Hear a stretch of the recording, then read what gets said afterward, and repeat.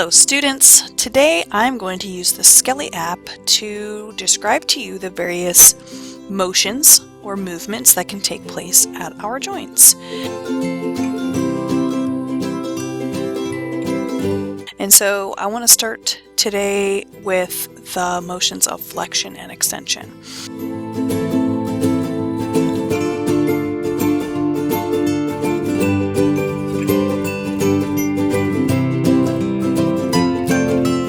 These motions are widely used in our movements of our different joints, and I wanted to use this app to demonstrate.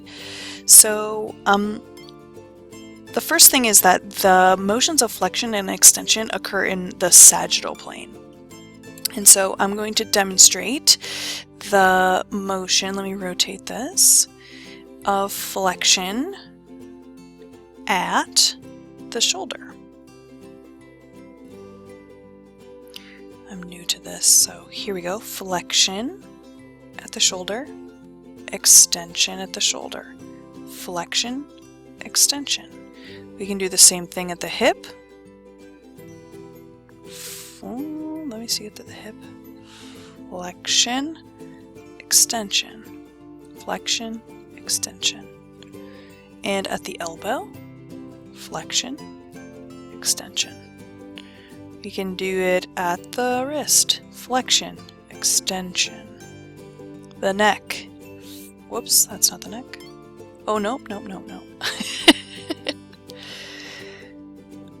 Flexion, extension, flexion, extension. You notice how every time this moves, it's in the sagittal plane. Now, down here at the ankle, oops. Flexion, extension. Let me rotate that so you can see a little better. Flexion, extension. Now, this one's tricky because the ankle, we call the flexion at the ankle dorsiflexion. So this is dorsiflexion. Plantar flexion.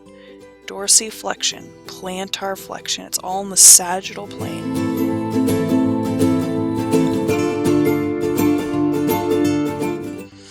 Now, the little bit trickier one is the knee, because the knee we cannot modify the anterior angle. So flexion, we don't go that way, flexion of the knee, flexion, extension.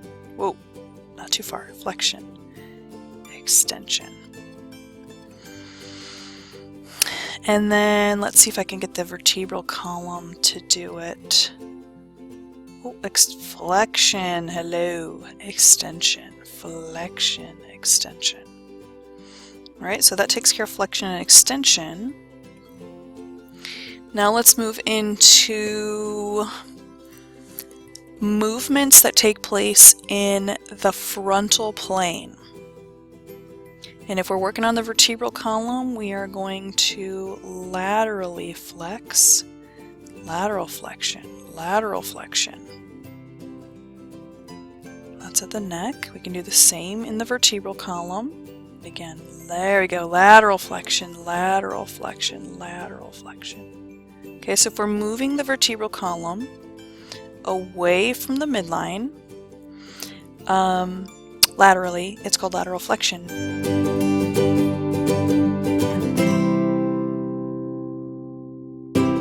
What if we move our limb laterally? That's not called lateral flexion. That's called abduction. Adduction. Abduction, adduction. We cannot do that at the elbow because the elbow's a hinge. So the only thing I get is flex and extend.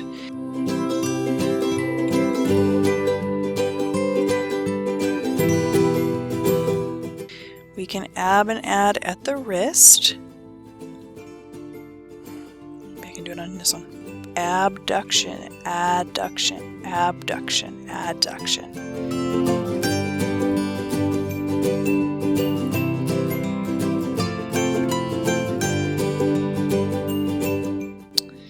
On the leg, there we go. Abduct, adduct, ab, add.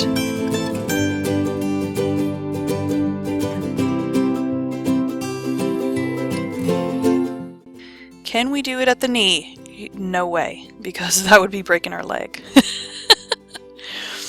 And at the ankle, we call it a little different. We use some different terminology. Hold on, let me get this guy to the right spot.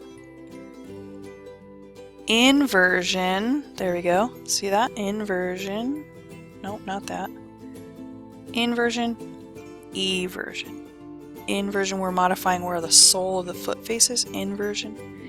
Eversion.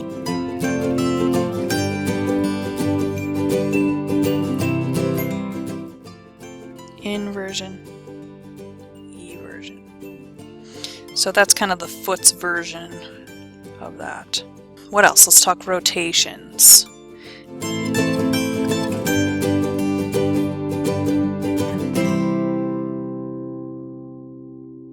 If the vertebral column rotates to the right or left, we just call it right-left rotation. So this would be right and left. Right rotation, left rotation. Same. Right, left, right, left.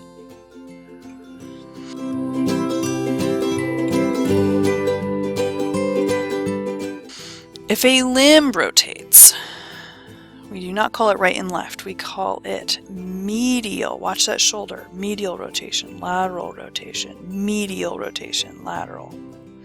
So let me zoom a little, move up a little so you can see with the whole arm. The whole arm, medial, lateral, medial, lateral. Same for the whole leg. Medial, with the whole leg, lateral, medial, lateral. We cannot do that at the knee or elbow. They don't work like that.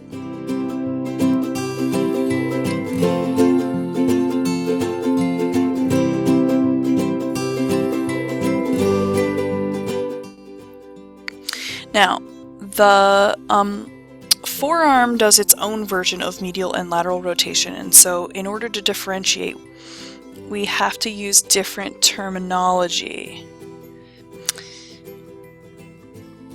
Pronation. Look at that radius crossing over the ulna.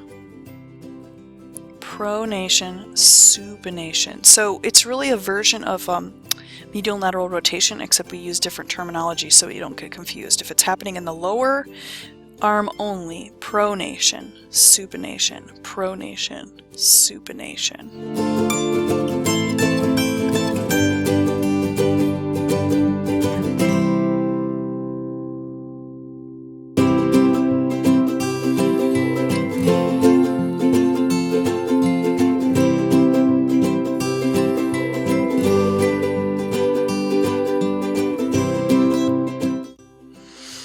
Alright, let's move into the movements that we can do with our scapula.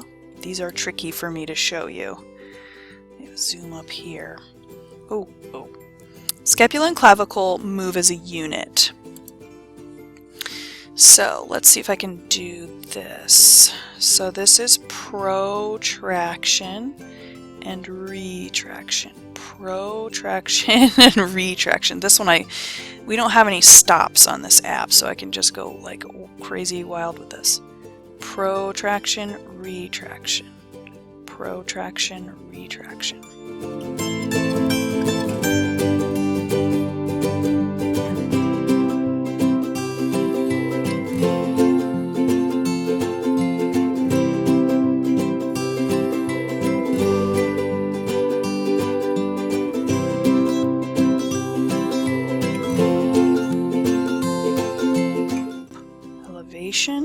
And depression. Now, normally we would leave our humerus totally alone.